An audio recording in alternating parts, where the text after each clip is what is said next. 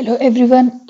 Warm greetings from me and my team. Hope all of you are doing well. So let's get started with the presentation that is Introduction to Micronaut and its Architecture, presented by Shipra, Saira, Hector, and Fabian. That is Team 33. So, what would you do when you want to know something about Micronaut? You Google it, right? So, that's what we did for you. And here's what we got that Micronaut is a modern JVM based full stack framework for building modular, easily testable microservice and serverless applications. Let's actually shorten this and get to all of these keywords word by word. So JVM based, JVM stands for Java Virtual Machine, which tells us that Micronaut runs on JVM and is supported by the Java ecosystem. However, it also supports different JVM languages such as Kotlin. It is actually integrated and tested with Groovy. The next keyword being full stack framework that tells us that Micronaut provides all the tools that one needs to develop an application. These tools could be such as an auto or default configuration. Uh, the implementation is based on the very famous Hollywood principle that says, "Don't call us, we'll call you," which in software terms can be interpreted as the API does not need to worry about its turn, whereas the framework calls it whenever it needs a particular API.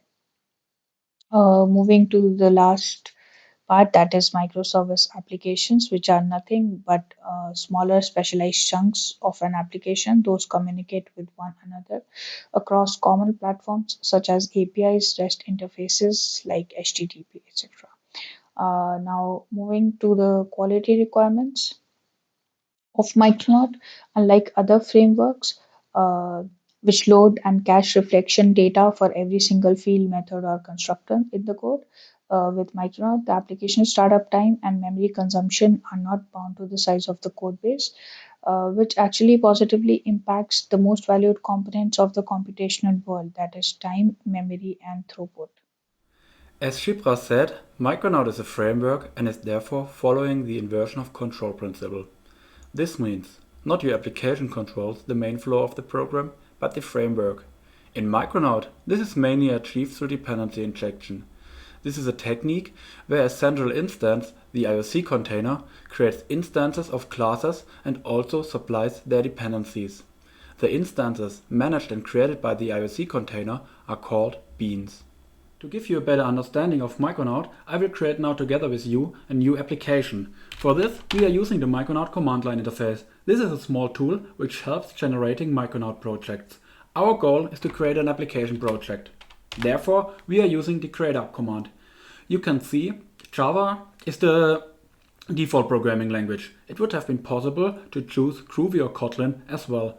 We want to make a small REST application which takes two numbers and returns the sum. For specifying the REST interface, we need a controller. Let's generate it. The only thing which is missing is a service which does the actual calculation. Now we are done. Let's have a look at the generated project.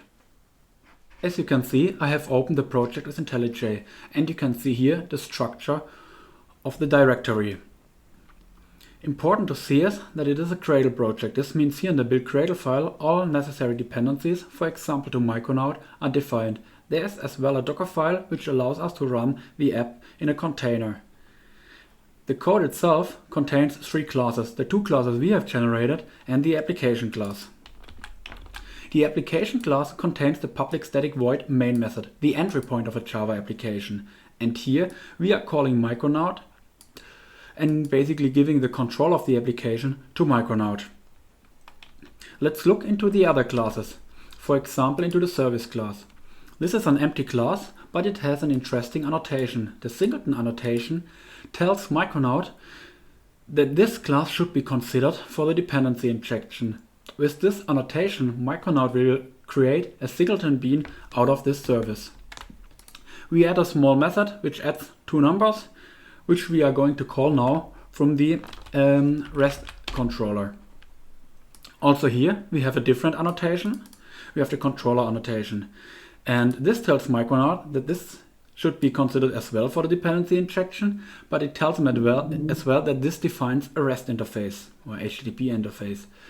And it has also a prefix of a URL path. And here the add-get annotation defines an endpoint.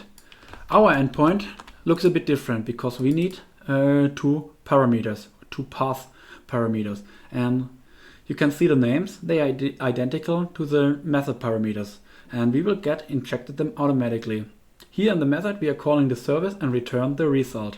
As you can see, the service is not yet initialized, and the cool thing is we don't have to. We can just use here the inject annotation, and now Micronaut will take care of this. We are done now. We are ready with our application, and when we started, which I did before, we can calculate the sum of two numbers. You see here it has returned the correct number. So to understand better how Micronaut works in the background, we need to figure it out how its different modules are organized. As you can see in this diagram, we have drawn the system decomposition, focusing only on the modules from the core project, excluding the test and the command line tool. One important thing to notice here is that the different components depend on the inject and the core module. You can also observe that many of these modules are independent from each other. We think that this is a great architectural decision because, for example, a developer can build an HTTP server without relying on any messaging module for the communication mechanism.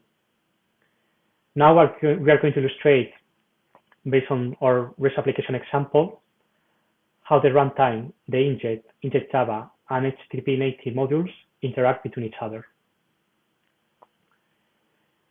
The first relevant component when we call the Micronaut run method is the runtime module, which starts the application and manages its lifecycle. Then Micronaut creates the application context and the defined Java beans.